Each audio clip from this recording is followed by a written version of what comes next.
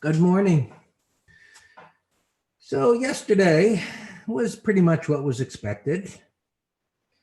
Prices were down on support, potentially to make a turn, and they moved up a little bit. Pretty much at the end of the day because they didn't go down. So it's pretty much choppy. That's what we thought. And yeah, charts. We always need the charts, right? What would we do without the charts? Okay. Here we go. Well, thank you for that. But damn, look at Dan. He's buffed out, man. Anyway, so we have this pivot low established down there. And let's see how prices stopped right at the 20 and right in alignment with that congestion, right? Moving averages by themselves don't mean a whole heck of a lot. Some are widely followed, like the ones that we use, but we always look to the left and see is that MA in alignment with any price support. If it is, kind of gives a little extra reliability in a sense. So as I look at this, right, as I always say every morning, that bar is just starting. Let's see what it looks like at the end of the day. So what we have here, get a little spotlight out here, is a breakout. It was a consolidation, a dip, and wasn't a breakout out of a like sideways and then up. It was kind of like a move up and then a range expansion. And then that failed and prices came back down to the support. So now the question is that retracement was relatively deep. Like here, this started out, there was little to no retracement except for the little downside dip that fails.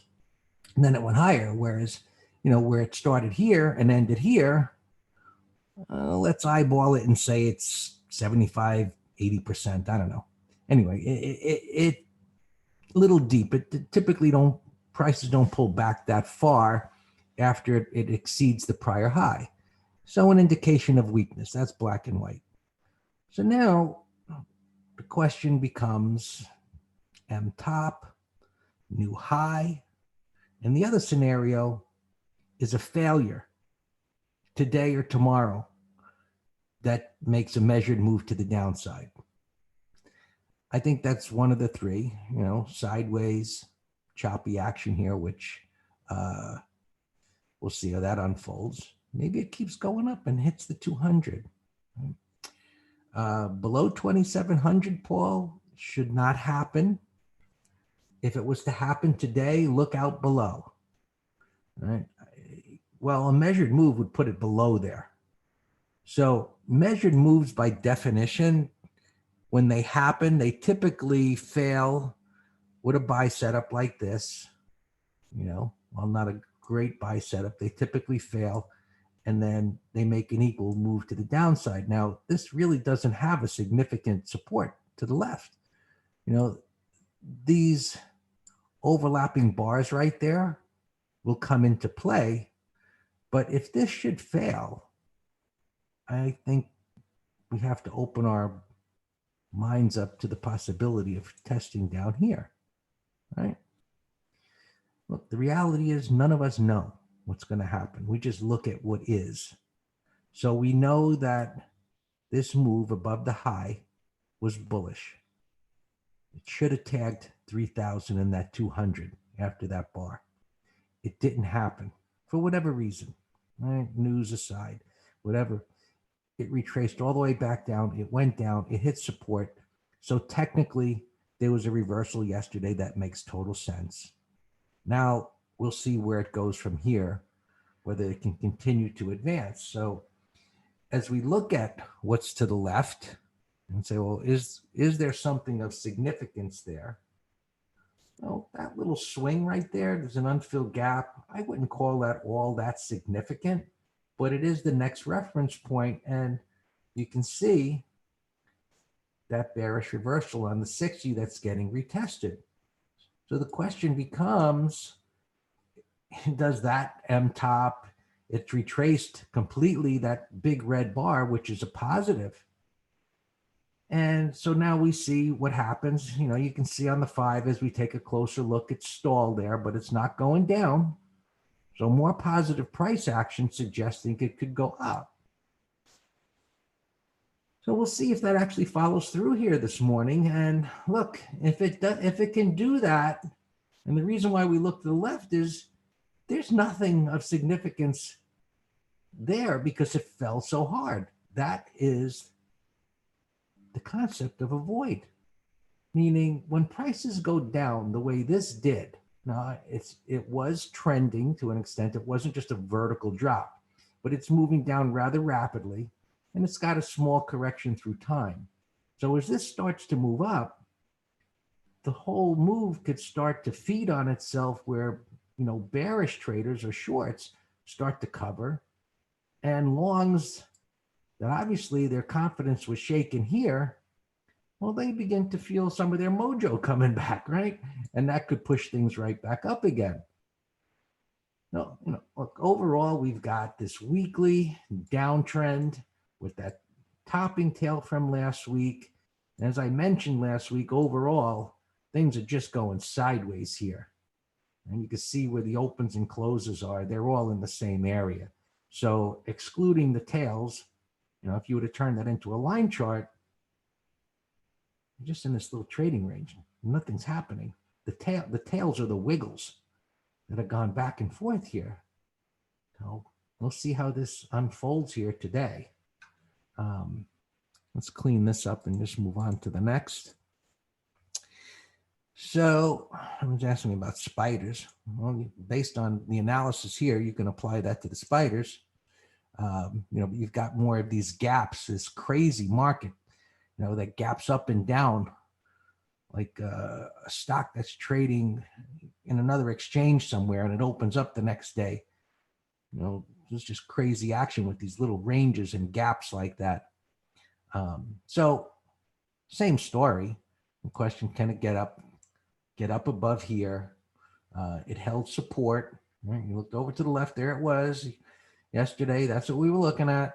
It held, you know, it moved up at the end of the day, and it's at let's call it 267, right? 267, 286, what am I talking? 286, right up at the prior high here. There's an unfilled gap. Right?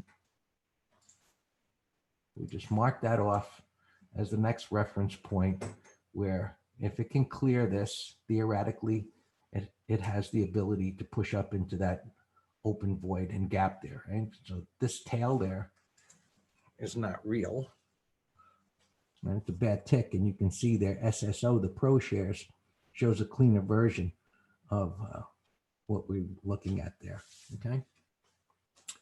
All right. NQs,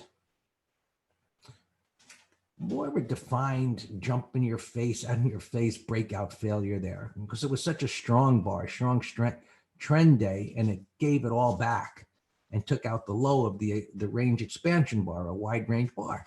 Never a good sign when that happens. That kind of power out of a consolidation is supposed to continue, not immediately fall on its face, which creates a lot of uncertainty about anything, whether it's a stock, whether it's a commodity, whether it's a currency pair, or, you know, any mini, its ability to continue to move higher.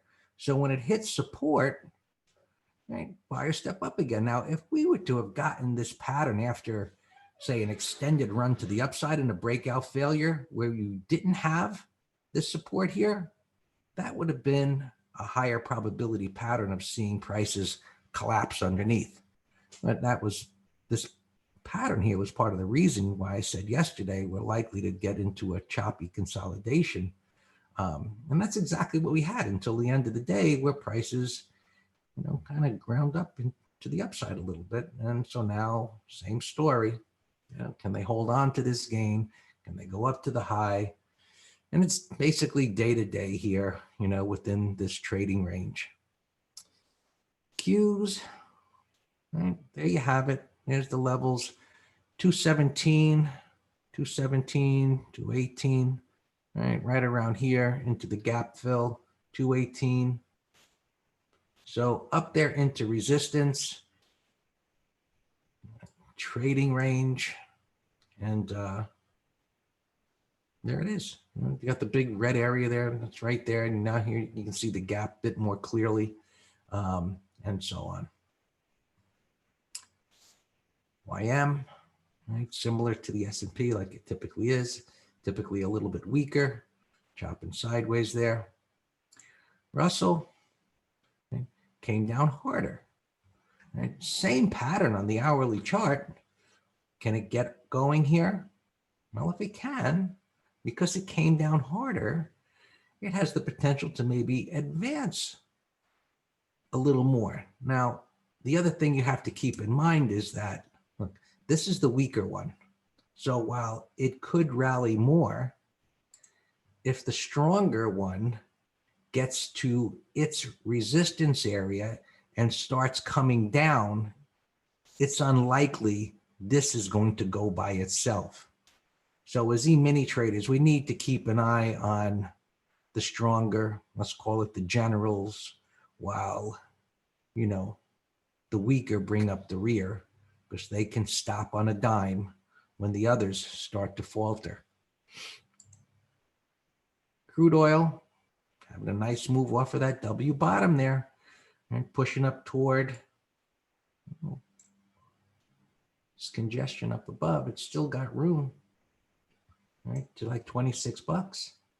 So if you trade crude oil or trade the mini crude on pullbacks here, which looks like it can continue to go higher. And bonds starting to roll over. So that's a help, actually, for equities. We'll see if this continues to drop. And gold, just kind of a mess for the moment. You know, we talked yesterday. It's still bullish. It's at resistance. It's just chopping around. So that's all good. And we always like to look at the transports. You know, the airlines took it on the chin yesterday. I think some of them are up this morning.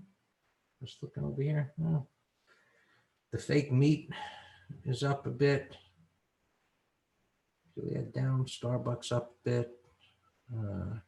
Facebook, that's kind of like on its own page there. That looks like it's going to continue to go higher. Dan's cruise ships that he likes. Looks like that's some big trouble, Dan. And what else? Well, Dan will cover the gappers. I'm just looking across here myself as to what's moving here. Another cruise ship going down in the Bermuda Triangle. And another one. Anyway, they don't look good. So, all yours, Dan. All right, good morning. Yeah, what I heard Becky on CNBC talking about Norwegian coming out and saying, now, you know what, well, I got a couple comments here. Hey, Jacob, everyone else. Jacob, if you'll put your drop down, all panelists and attendees. NCLH. So a couple points here. Yes, we're pattern traders. Yes, I'll trade anything. I've been saying for over and over again, yes, these things can go out of business. I think the industry will still be there. People love cruising, but you know, it's going to take a while. Damaged. The business model and people trusting, being around other people, you know, the whole 9 yards.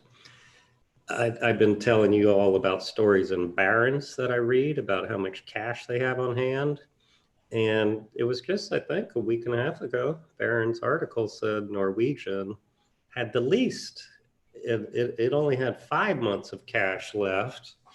And then RCL had 7, CCL had 9. And so this and the airlines and so many things I've been saying, hotels, restaurants, it's just the market putting valuations on these stocks, guessing of when they're, you know, going to start getting revenue back. So much is dependent upon the economy. I mean, we all know that. But so Norwegian finally came out and said that they have what's called a going concern exception. And that ain't good. A going concern means that you're on the verge, you can't pay your debts as they come due. And it's an accounting term about a going concern. And the auditors are required to use that language to say they give a going concern exception, which is like one step before bankruptcy. So, it's not surprising me at all. Carnival came out today, and the Journal said they're going to start phasing in 8 cruises on beginning August. But same thing, they all have cash crunches. So these are now on my short watch list. So CCL was up. I mean, we'll look for the best patterns, but look at AAL. I mentioned yesterday.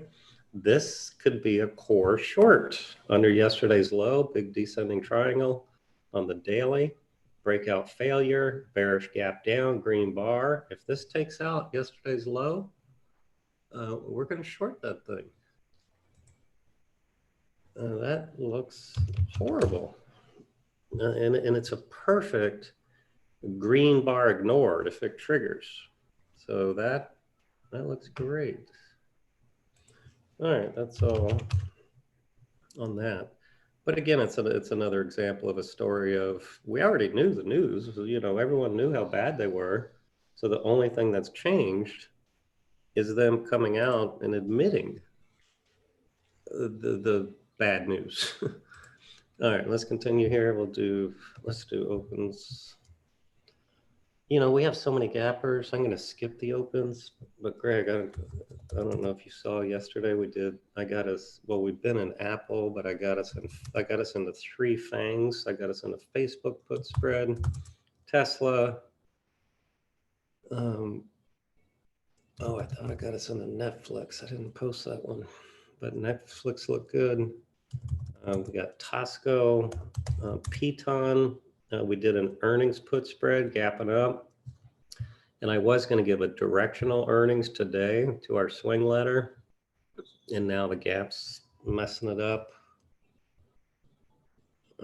Adobe put spread, Apple, and then we just have one call spread on McDonald's. Gapping up a little bit, but we have the 190s. So we're still $6.40 away. Oliver in the YouTube's asking about Zoom continuation bullish. We're purposely holding over earnings. It's sloppy. I was looking at this yesterday for a possible put spread, but we just found much better patterns. But for a day trade, day trade looks fantastic. Target, gap fill right here. It's in an uptrend. Went sideways, and now it's gapping up and breaking out pre-market. So for a day trade, Zoom looks good. Let's go to gappers here. Khaled, I didn't go over here. We'll do them real quick. The swing letter, alphabetical here. AMAT, we're long puts. Baidu covered put, which is short stock. Short out of the money put on the breakdown. On Friday, not liking the gap up here today. I'll go through as always and tighten stops. Maybe we'll change the stop to a 30-minute high. JHG, we're long. Verizon, we're short stock with a break even stop. McDonald's covered put, just like Baidu, short stock, short out of the money put. MMC, long stock. PAGS, long stock. Team, long stock. And that looks great. Wide range breakout yesterday. And then Boeing, we have a bear put debit spread. So that one's going against us a little bit too. But, our stop was Friday's high. Let's continue. This also was, on the, no, that's just my AAL. That's all. That's the one we already talked about. I put them there so we would talk about it. Ludwig MMP. Yeah, it's, you know, wide range bar. There's a Norwegian. SWKS had earnings. This was an ascending triangle breakout and a pullback to support. So that actually is a bullish pattern, but earnings today, and it's getting close to the gap fill, which would be the target. So it's not, you know, there's no new setup. FIVN had a bullish close. That's what we call a potent reversal. And now it's an ugly gap here to 90. So that's a bearish gap for a call spread. Let me put that in the list for a call spread. FANG, yeah, I liked FANG yesterday when we were scanning oil, is in my list, and then noticed that it had earnings today.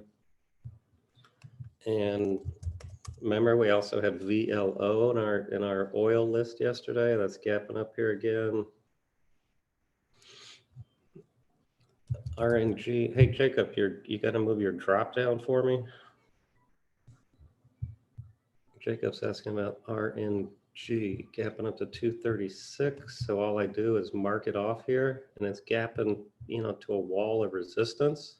But I like the wide range bar yesterday, so it's not a directional at all with the resistance there, but a put spread candidate. And again, when I say candidate, all I'm talking about is the pattern. You still got to go through the checklist.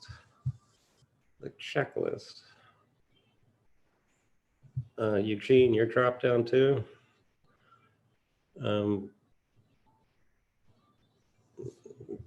Yeah, that stupid drop down. Y'all get as sick of hearing me say it as I get having to say it. But it's not your fault. Yeah, we talked about this yesterday. Look at this, Wayfair selling furniture, $30 to $130 in 2 months. Absolutely unbelievable. We were talking, there people sit around waiting for their government check and they say, oh, let me go buy a new sofa. I don't get it. I don't understand it. But with the big move, that is a gap and crap setup in addition to a call spread. This was a nice, you know, bullish turn, gap reversal up here a little bit, cross 74. So that's worth watching. AC, this is garbage, overlapping bars. You're gone, WWD. You're up a little bit. You're definitely lagging the market. You're in a trading range here, but relative weakness. I'll look at them again at 10 a.m. Can't tell where you're gapping. Also, we'll come back. Jacob. Gonna have to school you on this drop down thing. Do you see where you are typing to me? There's a drop down window. If you can change that to all panelists and attendees, VLR, I can't tell where you're gapping, but this is an ascending triangle. So if it can break out, then that looks great. So I'm putting VAR on my list.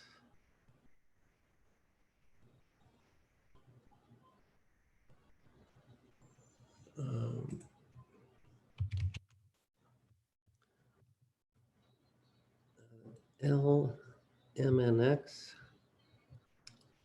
It's gapping up big and it's already extended. Eugene, the only option, no, I don't use any option scanner myself. Although I have played around with one on TOS for high implied volatility. And I just found that it's just a magnet to bring you to high risk stuff, many news things. So I just start with I go backwards. I start with a compelling pattern and then go through my checklist.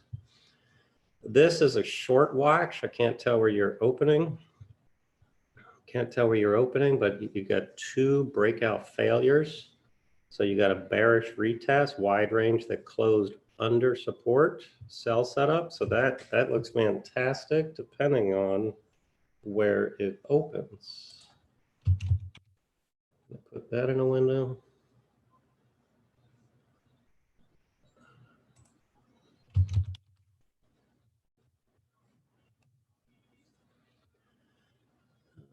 ACHC, also breakout failure.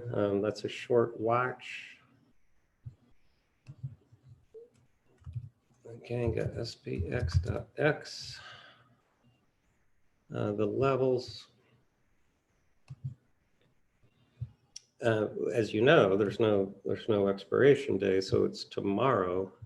But I would say here, 29.20, 29.20, and yesterday's low. If it were expiration day today, then I would say yesterday's high would be okay. But if you're going to hold overnight, I would go wider. Vano, I can't tell where you're gapping, but I'm going to get rid of you anyway. Unum, that ain't bad. You know, that broke out, pull back, bullish engulfing. Can't tell where you're gapping. But that's worth watching. Another ascending triangle. I just can't believe how many of these there were. DSP, I can't tell where you're gapping. DK chugging. Did I lose my pre-market? Yep, lost my pre-market.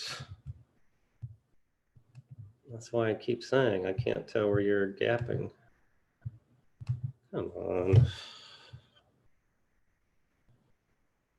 is so frustrating.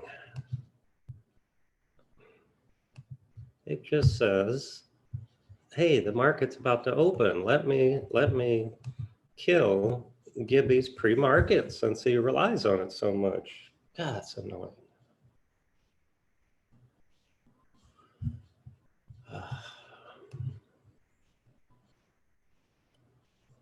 So annoying.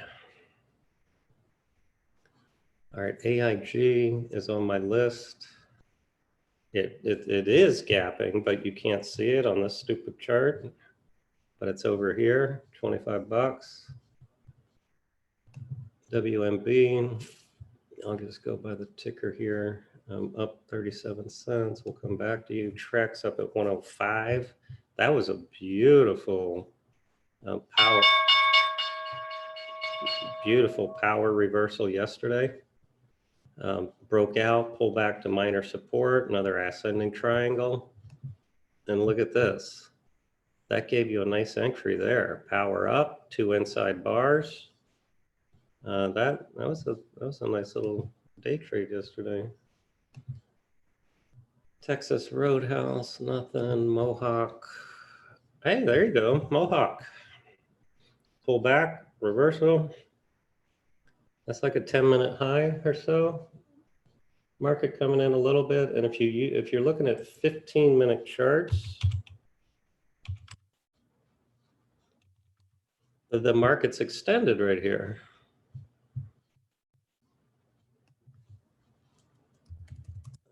So 15-minute charts. And the daily's not extended at all, but you know, just short term, it had a power run, gapping up. So this is not a gap and go day, is my point. Let's see what it does here. There's a bearish gap, DL